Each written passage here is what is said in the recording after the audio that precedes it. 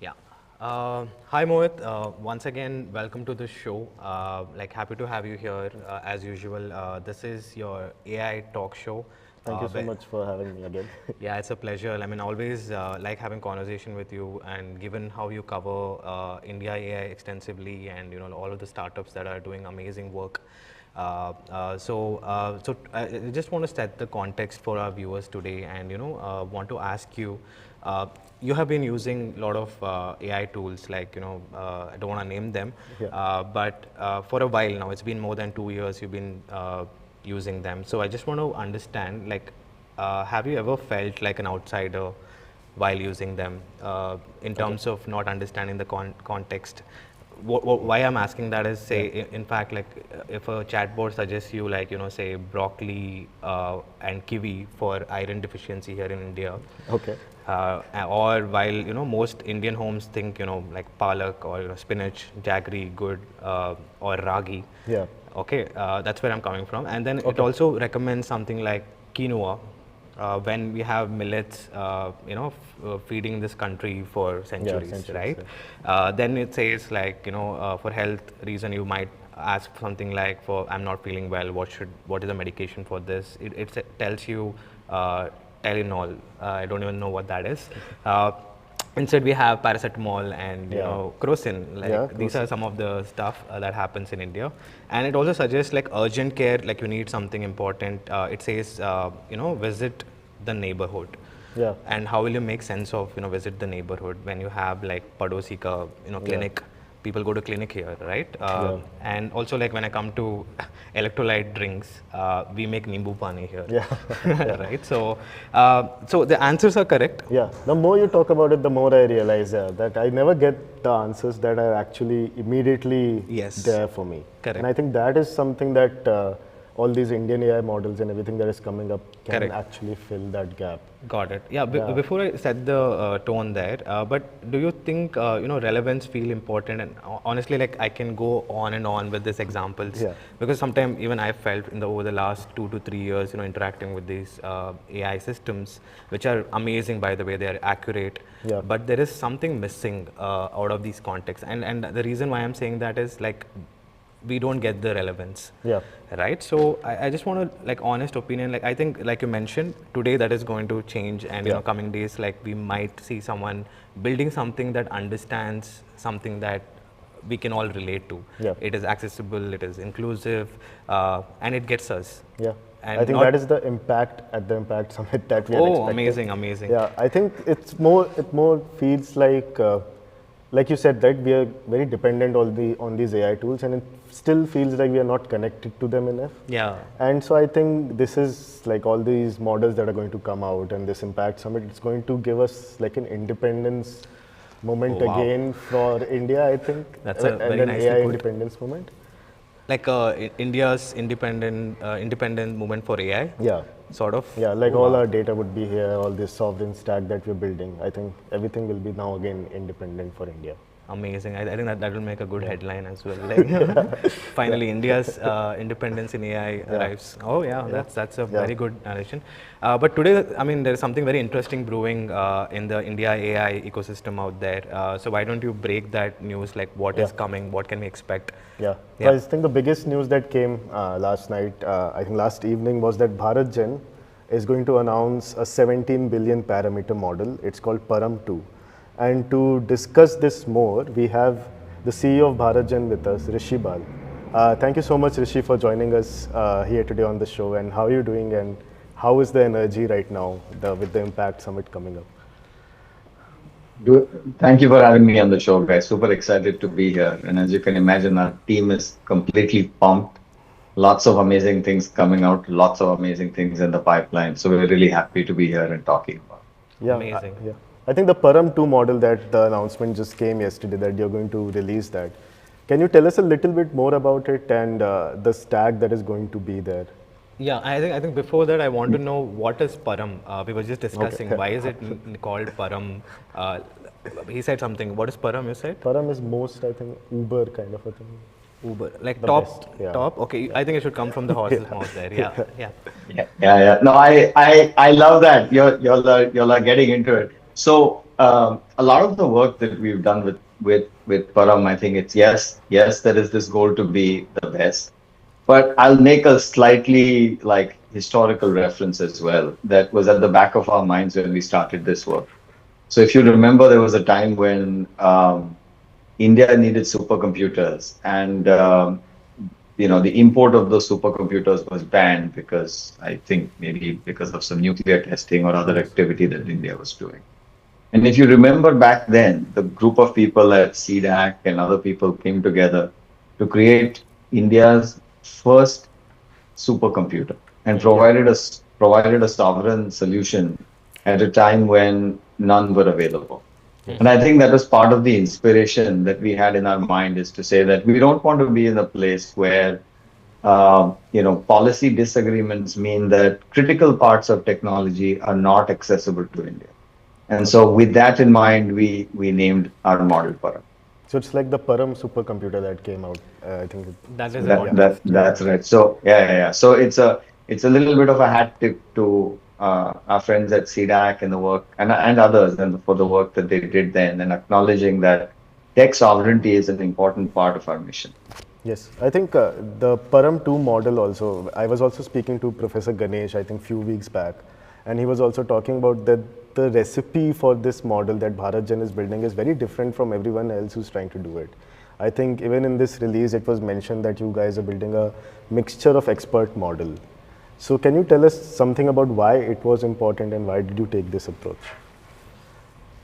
Yeah, for sure. So when you're building for India, you have to keep, I mean, I talked about sovereignty, but you also have to think a lot about accessibility of the technology, right? And accessibility means driving down that cost so that AI is available to everybody, right? And one of the things that you get with these new mixture of experts architectures is that you can actually have fewer neurons. So you map it to your brain, for example, right? Where when you're reading a book or you're viewing a movie, not all parts of your brain are actually turned on. Not all neurons are firing, just the ones that are relevant.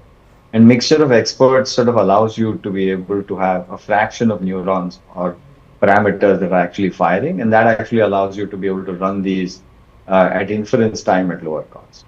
Okay.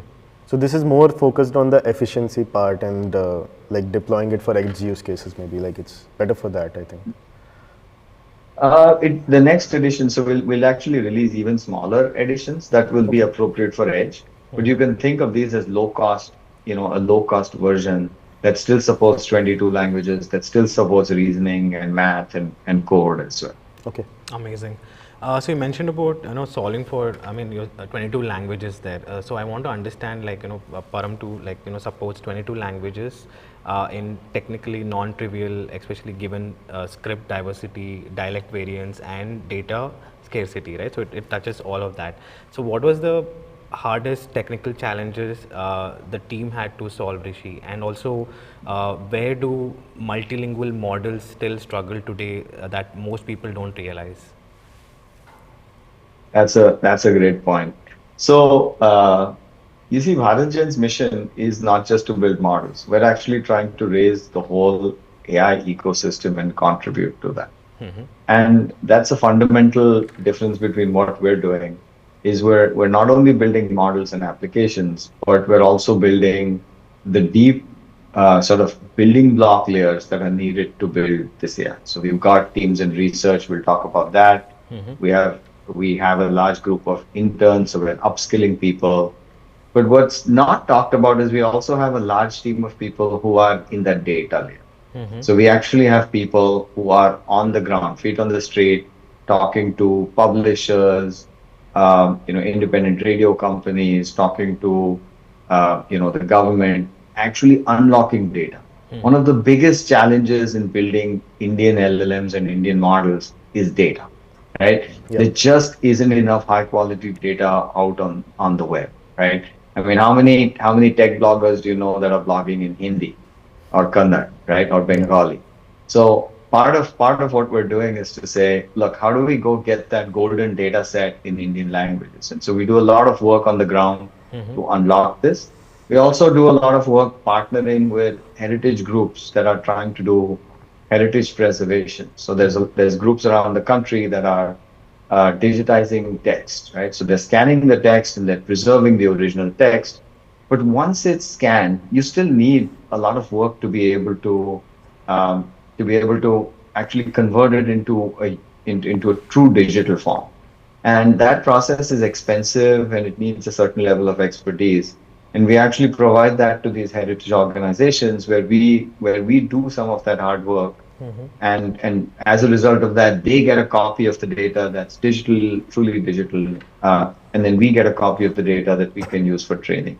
Okay. So it's this kind of hatke on the ground work that you need Wow. in order to unlock true value for India. Yeah, I think the thing that you're talking about is, I think the Bharat data saga that was also mentioned in the release. Can you Yes. tell us a little bit more about that pipeline and how did you build all this vast data set?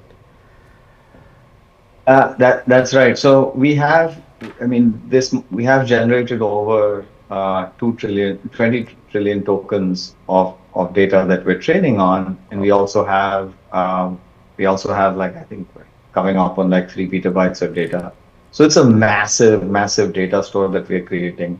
And so going back, so what we're doing is, yes, we're trawling the web, and yes, we're getting all of those sources, but we're also going off and saying, how do we go tap this heritage data?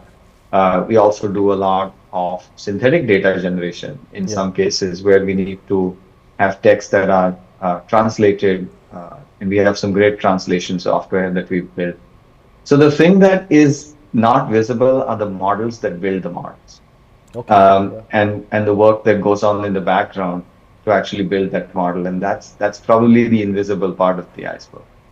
Understood. Just a follow-up question on that, Rishi. Like, what are the safeguards that exist, to ensure quality, bias mitigation, and cultural fidelity when you're building such like critical models for the nation there? Yeah. That's a really tough one, and I wouldn't Okay. say that's a solved problem entirely, right? It's definitely a journey that we're on. We do build actually additional models in the background that Okay. do classification of data. We do, models that classify for high quality, low quality. We do filtering of the data. Um, and so I think we do a lot of back end work to prepare the data to have it actually be ready. Got it. But I think it's a huge journey that all global model trainers are on, which is, Got it. it's not just the data that you're including, but Understood. also like how do you manage the behavior, right? And there's a lot of work that we need to do there. Amazing, amazing. Any internal like glimpse into some of these like early testing that you guys have gone through, some of the behaviors? Like, I mean, I know it's too early to ask. I think officially you guys would be releasing these things.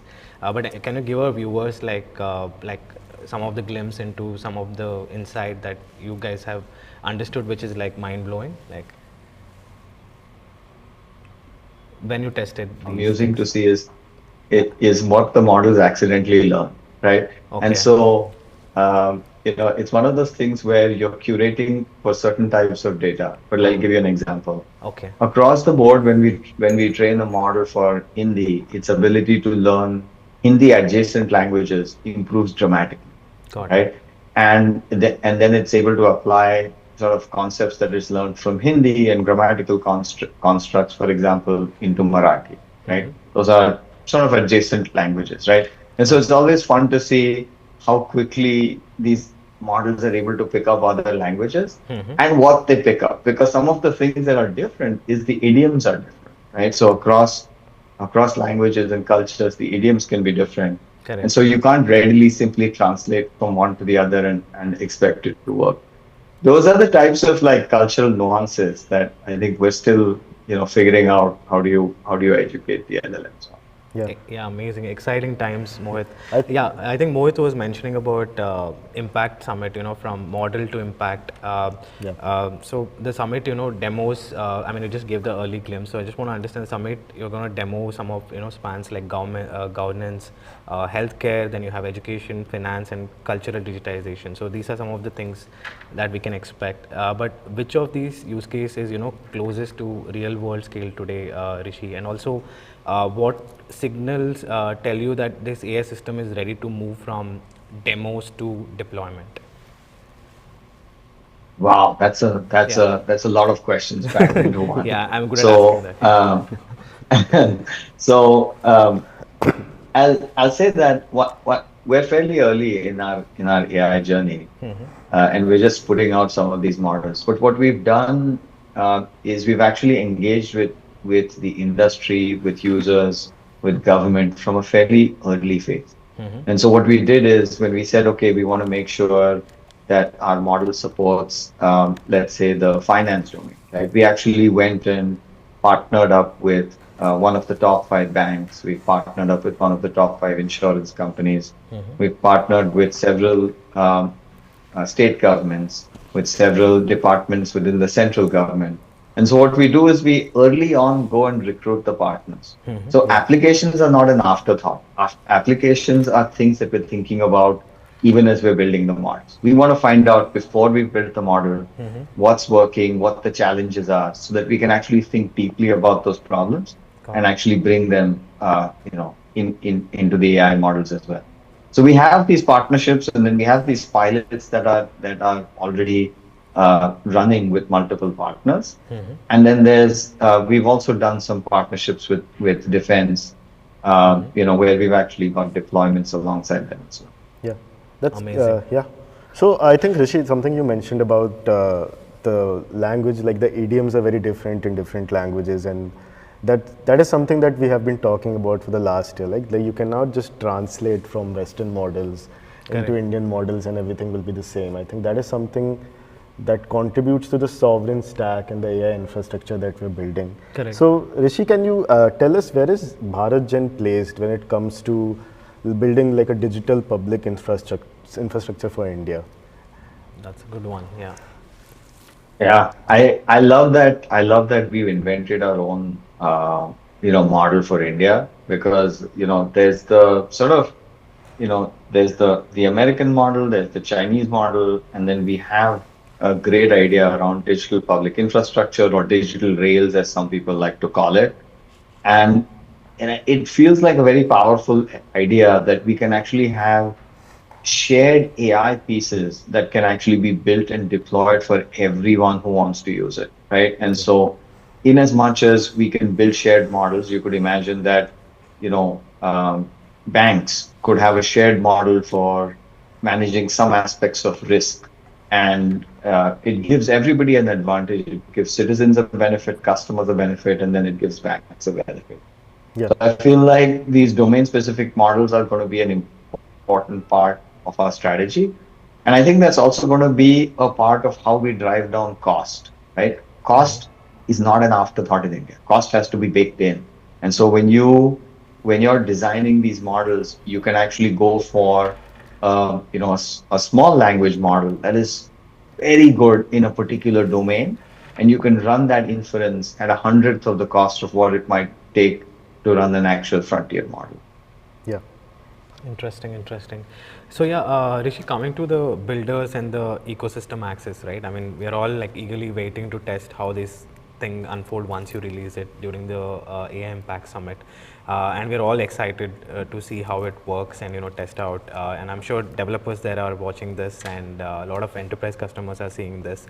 You've emphasized on open access for startups, developers, and researchers. So what will access actually look like in practice according to you, and what kinds of application do you hope Indian builders create first?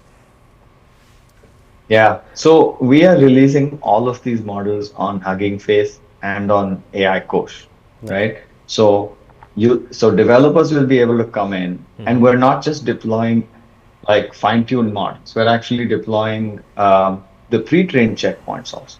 So developers can come in and build on top of our model to actually build their own models. They can build domain-specific models. They can build application-specific ones. They might be able to distill our models to be able to do something else. We'll also release in the future our own fine-tuned models, Wow. but we do want to give developer sort of the levers to say, look, we have multiple places I can go and play with BharatGen models, depending on what my and my ability to deal with complexity actually look like? Now, models is again one part of what we're doing, right? We're also releasing, benchmarks. We're also releasing data sets. We are also publishing on archive. We also publish recipes. So we actually tell other model builders, here's a recipe for building this particular model. Here's what we used. And then we also publish the underlying research, so in top journals around the world. So it's sort of full stack open publishing in that regard, where we're trying to share as much as we can with the developer community, so that they can build exciting things on this. I think, look, there's some amazing work to be done in India at a very high level of scale. I would love to personally see what we can do in the education domain, in the governance domain, as well as the legal. So if I had to pick three, those would be my top three. But we look forward to developers using these, giving us feedback, and then that just makes us better. Yeah, I think the part that you're publishing papers on Archive and the models are going to be on Hugging Face and AI Coach, I think that is an amazing thing, because we also keep tracking that website. Every day some new paper is coming up from either India or Western companies as well. Yes, and we always pray that, okay, where is the Indian labs and all of that. I think this is really amazing stuff to hear from you. Yeah. So then, Rishi, are there also plans to are you also looking to export this model maybe outside? Like obviously it's going to be available on Hugging Face. How do you place this in the global context? Is it going to be like something like UPI or Aadhaar from India that goes global? Yeah. So it's interesting you asked that, but when the Honorable Prime Minister met a group of these 12 startups that were funded with the AI mission, I think the message was very clear. Start local, but think global. And so, we're going to start with India. We're going to crack the hard problems in India. And then there's no reason to stop at that. We should make it available to the whole world. We should be deploying globally. But it's very important that we start with India as our playground, where we actually, figure out these hard problems, the multilingual problems. And by the way, these are not unique to India, right? There's many parts of Africa where we'll be dealing with similarly sort of multilingual, multicultural problems, as well as many parts of Europe. And this is our opportunity to sort of take the lead with India as the starting point. Amazing. Rishi, once again, I thank you for taking time out and being on the show and being so candid and discussing about what we can expect from Param and how it is going to scale, the roadmap and everything. So before I let you go, the final question I want to ask is, for developers and founders who are watching this, many of whom actually want to build for India's next billion users. So what is the single biggest mindset shift is required to build AI systems for India rather than simply adapting Western models? I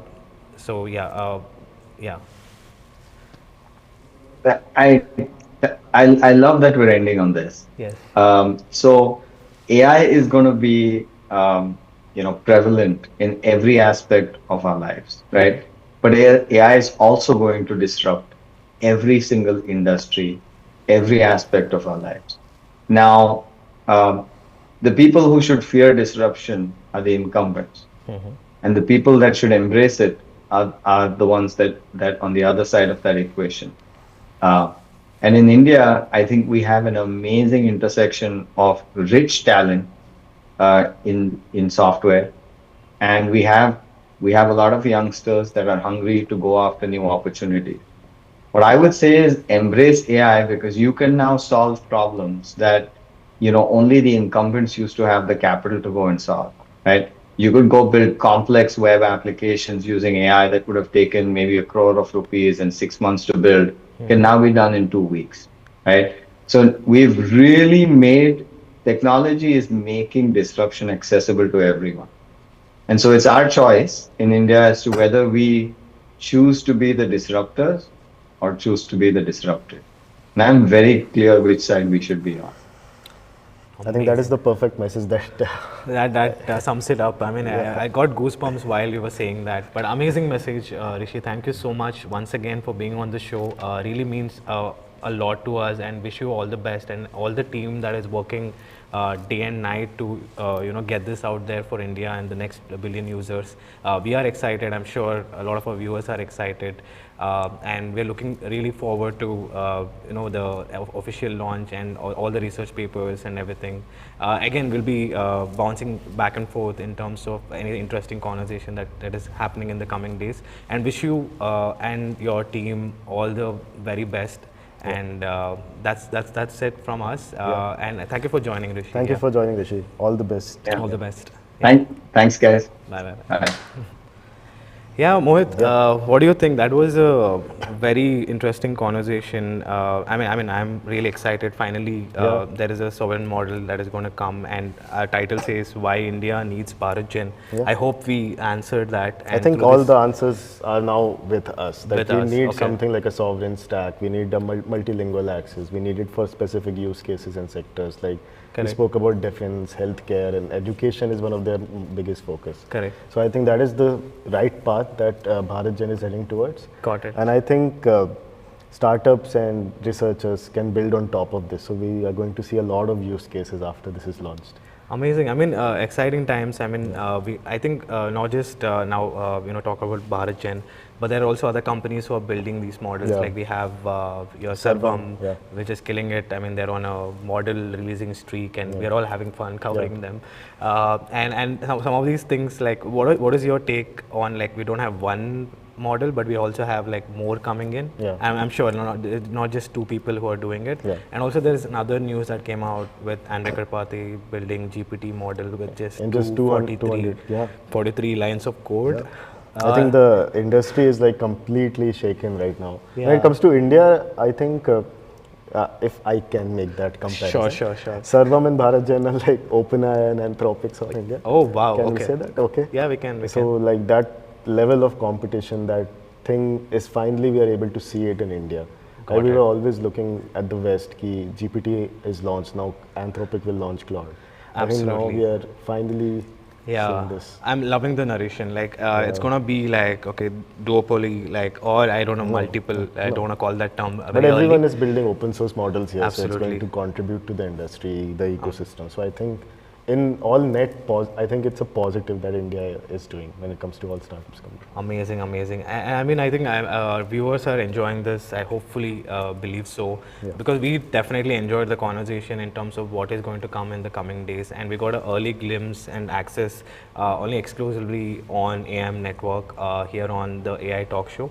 Thank you for watching, guys. Hope you enjoyed it, and please drop in comments and let us know what you want to know. We will try our level best to bring industry leaders, CXOs every day on this channel to make sure that everybody is updated on everything that is happening on AI and tech, and also grow together. And again, this will be live on YouTube, so you can share it, you can drop a comment.